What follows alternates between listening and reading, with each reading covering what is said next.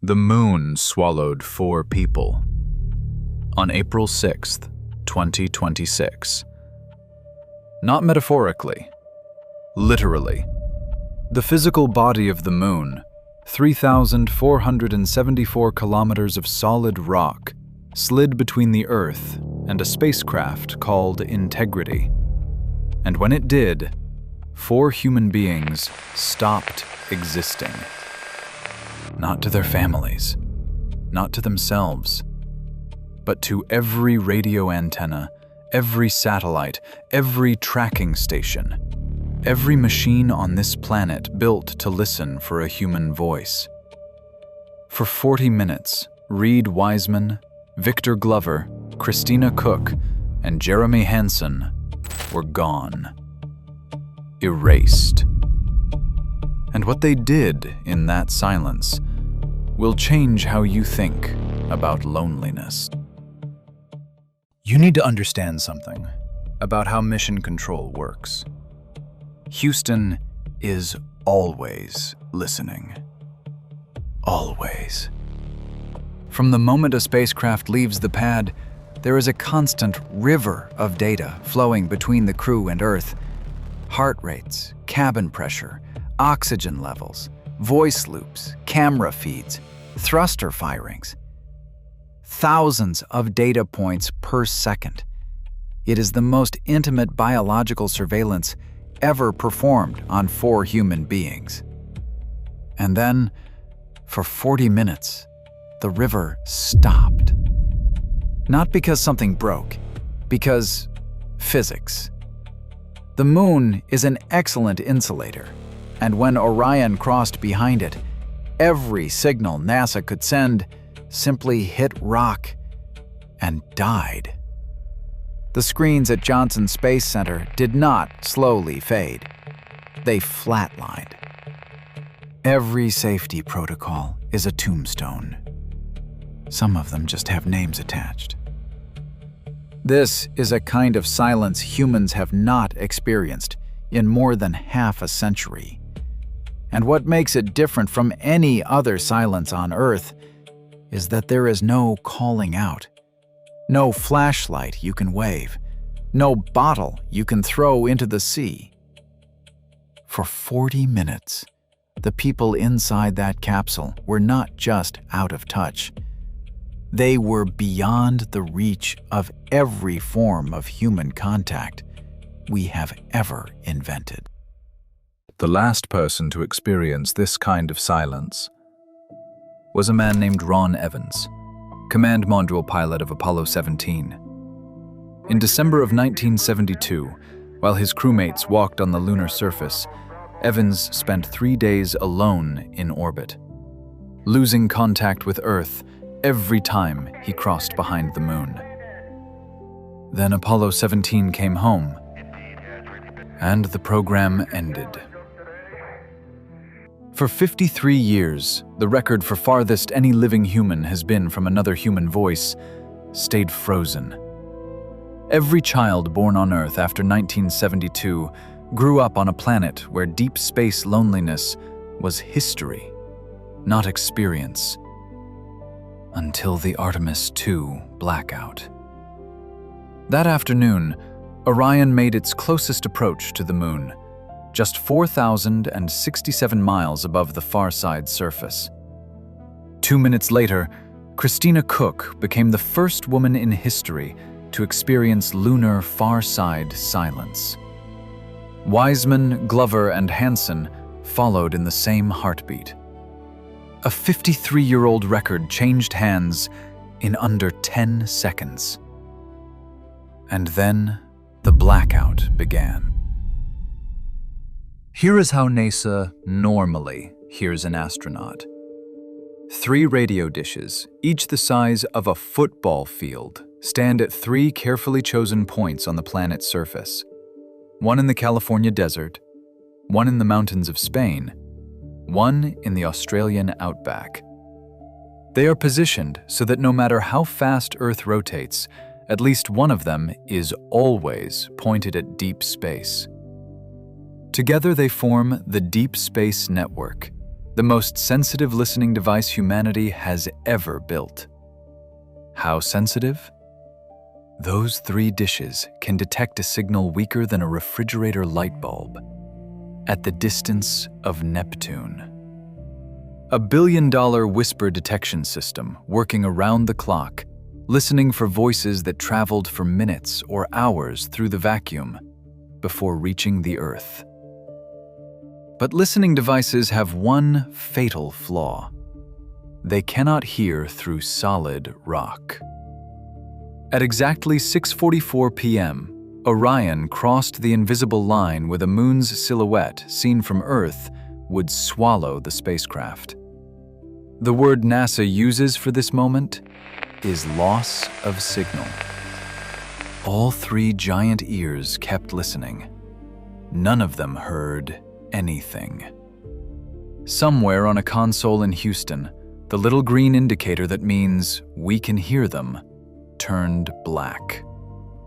And nobody on this planet was going to say a word to those 4 astronauts for the next 40 minutes, because nothing they said could reach. Now, forget the radio for a second. Think about the room. Orion's habitable cabin is 330 cubic feet, smaller than the bathroom in most studio apartments. 4 adult humans are inside it. They are not strapped to their seats. In microgravity, there is no down, so they drift. A hand here, a foot there, gently pushing off a wall to move across the cabin without thinking about it. They share air, breath, body heat, eye contact. There is no privacy. There is no escape. The only windows are 4 small rectangles in the front of the capsule, each one about the size of an open paperback book. Through those 4 windows, during the blackout, the crew could see exactly 2 things. The curved gray edge of the moon, 3,000 miles below them, and the faint golden glow of a total solar eclipse, bleeding around the lunar horizon. That was the whole universe for 40 minutes. 4 people, 4 windows, 1 wall of rock. Here is what you probably think happens during a space blackout. Tense silence, white knuckles, 4 astronauts watching dead monitors, waiting for the radio to crackle back to life. What actually happened is that Reid Wiseman reached for a bag of cookies. More specifically, and this is a real detail the crew confirmed after they came home, the 4 astronauts opened a package of maple cream cookies to mark the start of the blackout. Little sandwich cookies with maple filling, the kind you can buy at any grocery store. 4 humans floating in 330 cubic feet of cabin air, the loneliest people in the history of our species, passing a bag of cookies between them like kids on a road trip. Then they photographed 2 small craters on the lunar far side, features no human being had ever seen before, and decided to name them. The first one they wanted to call Integrity, after their spacecraft. Standard, expected. The other one, Wiseman asked to name Carol. Carol was his wife. She died of cancer in 2020. In that exact moment, 252,000 miles from Earth, behind the far side of the moon, in the 40 minutes when nobody on this planet could hear him, Reid Wiseman looked out a paperback-sized window at a piece of rock no human had ever named before, and he decided to give it her name. Then he wept, and all 4 of them embraced in the dark. Right before the blackout started, with about 60 seconds of signal left, Victor Glover transmitted one final sentence to Earth. It is worth quoting in full, because it is probably the most quietly devastating thing any astronaut has said in the 21st century. And most people reading about the mission have already scrolled past it. Glover said, "As we prepare to go out of radio communication, we're still going to feel your love from Earth. And to all of you down there on Earth and around Earth, we love you from the moon. We love you from the moon." Then the radio died. Think about the math of that sentence for 1 second. "We love you from the moon" is a phrase that was not possible for any human being to say honestly and in real time at any point between December 1972 and April 6th, 2026. For 53 years, that sentence was a song lyric, a poem, something people wrote on greeting cards. It was not a thing a living person could transmit from an actual location. For 40 minutes after Glover said it, nobody on Earth was allowed to say anything back. The message just hung there in the silence, waiting to be received again on the other side. There is one more detail about those 40 minutes that I think gets lost in the noise. And it deserves to be the last thing we talk about before we come home. During the blackout, the crew was not just drifting through darkness. They were also, by pure coincidence of geometry, watching a total solar eclipse. Not an eclipse you could see from Earth. An eclipse from the perspective of the moon. As Orion swung around the far side, the sun, the moon, and the spacecraft briefly aligned, and for nearly 54 minutes, the sun vanished behind the moon's silhouette from their point of view. 54 minutes. That is more than 10 times the length of the longest total eclipse ever visible from Earth's surface. The corona, the sun's outer atmosphere, glowed in a perfect ring around the darkened moon, and stars came out around it. Stars that are normally impossible to photograph near the sun because the sun drowns them out. In that darkness, the crew saw them clearly.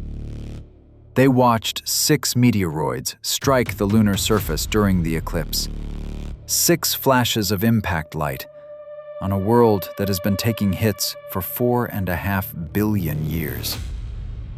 They did all of this in silence. When the crew of Artemis 2 finally hit the top of Earth's atmosphere at 25,000 miles per hour, they executed the fastest crewed reentry ever attempted. 4 human beings who briefly did not exist came blazing out of the sky, splashing down in the dark waters off the coast of San Diego. They survived. But the record for loneliest human ever will eventually change hands again. Someone on a future mission will inherit it, and then another, until someone finally builds a home on the moon and sits inside it while the Earth rises and sets outside their window. For a brief moment in history, that title belonged to these 4 people, and the location belonged to a patch of rock on the far side of the moon that a grieving commander named after his wife. The next time you step outside on a quiet night, find the moon. Look at it for a second, and remember that you are looking at a wall. A 3,000-kilometer thick wall of silence that once completely hid 4 humans from every instrument we have built for hearing each other. And remember what they did behind that wall. They ate cookies. They photographed craters. They named one of them after a woman who would never get to see it. They said, "We love you from the moon," into a radio that was about to go dead. They watched a 54-minute eclipse nobody else in history had ever seen. And they were not afraid. The moon took 4 people into the dark. It gave them back 40 minutes later, and they were smiling. Integrity. Carol, we love you from the moon. The silence is finally breaking.